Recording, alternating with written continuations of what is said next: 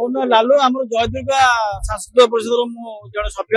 ଖଣ୍ଡଗିରି ମହାସମର କେମିତି ଚାଲିଛି ଆପଣଙ୍କ ଶ୍ରୀମନ୍ଦିର? ଆମ ଶ୍ରୀମନ୍ଦିର ବର୍ତ୍ତମାନ ଆମର ପ୍ରଥମ ପର୍ଯ୍ୟାୟରେ ପ୍ରଥମ ସ୍ଥାନ ଅଧିକାର କରିବ ବୋଲି ଆମେ ଆଶାୟୀ ଆଉ ହେଇଛି ମଧ୍ୟ ଏଇଟା। କେମିତି ହଉଛି? କାରଣ ଗୋଟେ ପଟେ ପିୟୁଷର କ୍ରେଜ ଅଧିକ ଆପଣ ପିୟୁଷ କ୍ରେଜ ଏଇଟା ପିୟୁଷ କ୍ରେଜ ତା ପାଖରେ ନୁହଁ। ଆମର ଯୋଉ କାହ୍ନା ଯୋଉ ଆକ୍ଚୁଆଲି ବାସ୍ତବ ଚିତ୍ରରେ ଯୋଉ ଖଣ୍ଡଗିରି କୁମ୍ଭ ମେଳାରେ ଯେତେ ଅଛନ୍ତି କଳାକାର ତା ଭିତରେ କାହ୍ନା ଆକ୍ଚୁଆଲି ସର୍ବୋତ୍କୃଷ୍ଟ ଆର୍ଟିଷ୍ଟ। ତାକୁ ଆର୍ଟିଷ୍ଟ ଅଭିନୟ ଦେଖିବା ପାଇଁ ବହୁତ କଳାକାର ଆସିଛନ୍ତି ଏଠିକି ଆଉ ଏ ବହୁତ ଦର୍ଶକ ଆସିଛନ୍ତି ଆଉ ଆପଣ ନିଜେ ଭିଜୁଆଲ ଦେଖିବେ ଆଉ ଭିତରେ ମଧ୍ୟ ଦେଖିପାରିବେ।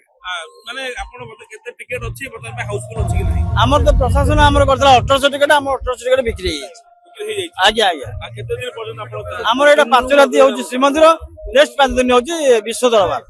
କୁହାଯାଉଛି କଣ ବାଜିମାତ କରିବ ପିୟୁଷ ସାହେବ?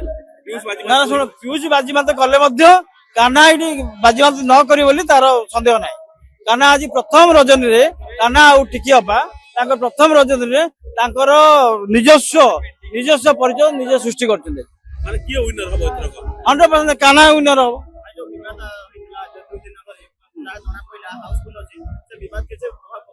ନା କୌଣସି ବିବାଦ ପ୍ରଭାବ ପକେଇନା।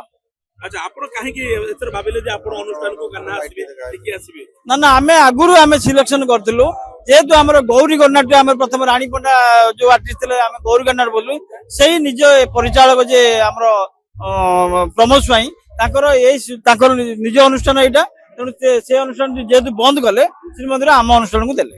ଆଚ୍ଛା କିଛି ଯୋଉମାନେ ଟିକେଟ ପାଉନଥିଲେ ହାରାସମେଣ୍ଟ ହେଇଯାଉଛି କଣ କହିବେ? ନା ଟିକେଟ ଆମେ ଜାଣିବାରେ ସମସ୍ତେ ଟିକେଟ ପାଇଛନ୍ତି। ଯୋଉମାନେ ଟିକେଟ ପାଇନାହାନ୍ତି ଆମେ ଯୋଉମାନେ କମିଟି ଭାଇ ମାନେ ଅଛୁ ସମସ୍ତେ ପ୍ରାୟ ଆମେ ବାହାରେ ପ୍ରାୟ ନିରୀହ ଲୋକ ଯୋଉମାନଙ୍କର ପଇସା ନାହିଁ ଯୋଉମାନେ ଗରିବ ଲୋକ ତାକୁ ଆମେ ନିଜସ୍ୱ ପାସ୍ ଯୋଉଟା ପାସ୍ ଦିଅନ୍ତି ଆମେ ସେଇଟା ଦେଇଛୁ। ସିଟ୍ ସଂଖ୍ୟା କେତେ ଅଛି? ସେଠି 1800। ଆଚ୍ଛା ପିୟୁଷ ଅଛନ୍ତି ଅଜୁ ଅପୁ ଗୋଟା ମାନେ ସରି କାହ୍ନା ଅଛନ୍ତି ଅଜୁ ଅପୁ ସବୁ ଅଛନ୍ତି ଏହାର ଇଏ ଭଲ ଲାଗୁଛି ଯେହେତୁ ଆମେ ଆମ ଯାତ୍ରା ପକେଇଛୁ ଆମେ ଶ୍ରୀମନ୍ଦିର ଆମେ ନିହାତି କହିବା ଆମର କାହ୍ନା ହଉଛି ମୁଖ୍ୟ କଣ୍ଟିନ୍ୟୁ ଆମର ଚାଲିବ ଶ୍ରୀମନ୍ଦିର ଚାଲିବ ଆମର ଜାନୁଆର ଆଜ୍ଞା ଆଜ୍ଞା ଡାଇଲଗ ଆମେ କଳାକାର ନୁହଁ ନା ଆମେ କଣ ବିବାଦ ହେଇଥିଲା ଶୁଣନ୍ତୁ ସେ ଅକସ୍ମାତ ଶୁଣ ଯାତ୍ରା କଳାକାର କେତେବେଳେ କଣ କହିଦେବେ କଣ ଡାଇଲଗ ମାରେ ସେ ଭାବିଚିନ୍ତି କୁହନ୍ତିନି ବହୁତ ଭାବିଚିନ୍ତି କରନ୍ତି କିନ୍ତୁ ଏଇଟା ଗୋଟେ ଅକସ୍ମାତ ହେଇଥିଲା ସିଏ ତାଙ୍କ ଭିତରେ ଅଣ୍ଡରଷ୍ଟାଣ୍ଡିଂ ହେଇଯାଇଛି।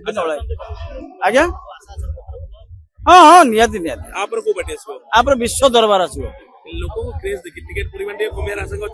ନାଇଁ ସେମିତି